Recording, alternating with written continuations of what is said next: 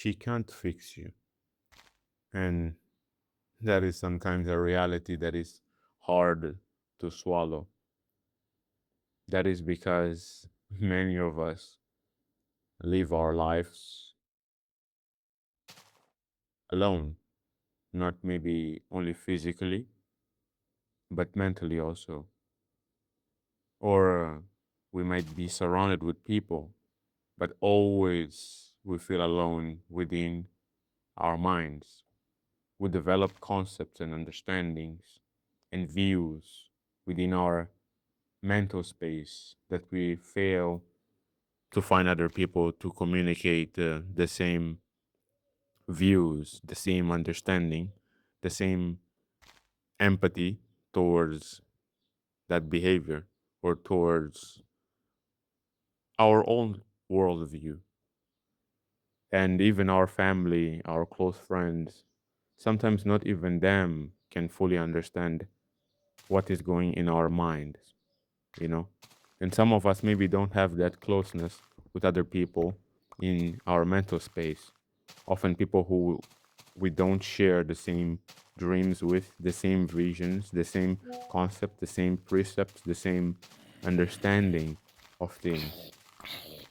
And often we don't have those people who we can communicate our troubles, our sadness, our grievances, our depression, our anxiety, our fears. And we long for those things. We long to feel love, to share love, to be loved, to be appreciated. And ultimately, we have this desire to share moments in life with someone else also. And because at the same time we're going through this mental solitude, we often attribute that a relationship will be what will fix our problems, that our relationship will be what will fix our fears, our wounds, our unhealed childhood trauma. And this can generate codependency on the other person. And not only codependency, but putting impossible burdens on the other person to bear. No girl and no boy can ever bear all of that because they are human. And at some point in time, they will also disappoint you.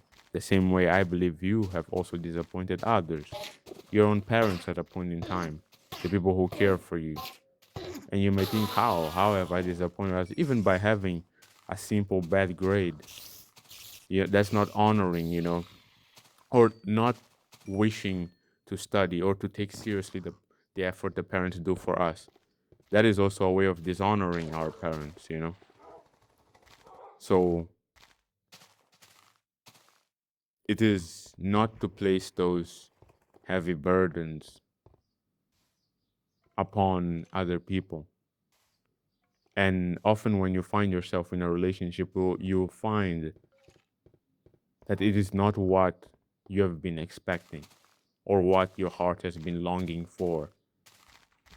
When you put this idea onto something that is no longer reality and you believe it so much, and once you see it, it doesn't match your expectation. Therefore, you're even in a more miserable state than you were before you found that thing.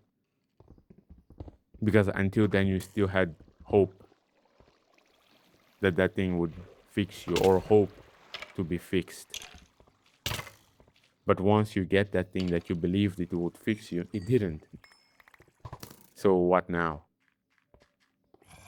And our own healing, our own overcoming of our shortcomings, our own struggles with fear, with depression, with uncertainty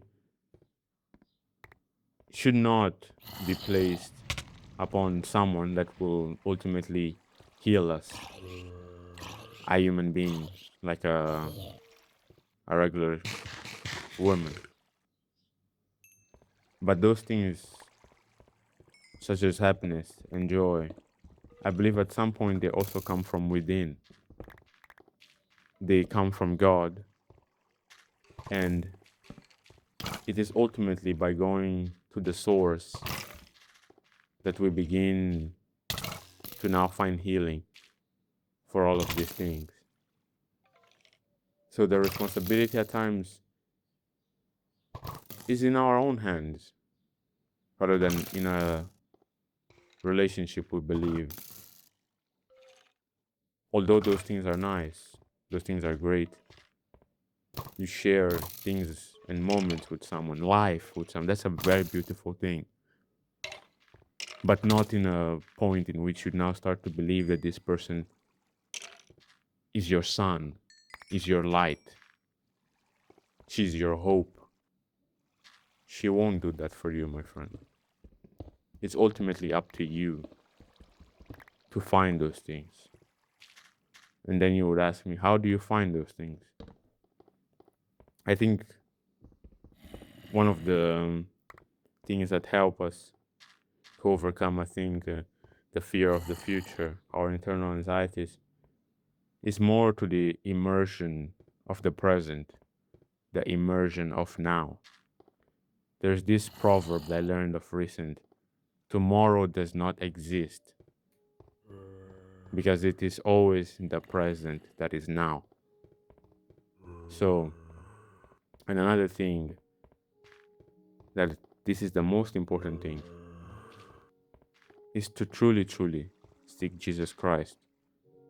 You know, it might seem maybe for some people, I don't know, to put it into words, but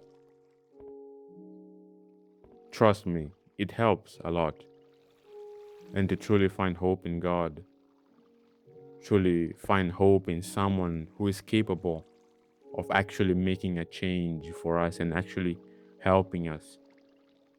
That is where true hope starts to come from. Giving, or now resting our understanding that power is in the hands of God and that He can ultimately change things for the better inside our minds and inside our hearts, and possibly in our external lives also, and ultimately give us that joy, peace, and fulfillment, and fill that void that is in us. And even when we start seeking Him, it's not like immediately it will just poop magically. But with time, we will start to find healing over the things we have been running from, over our own fears and over our own anxieties.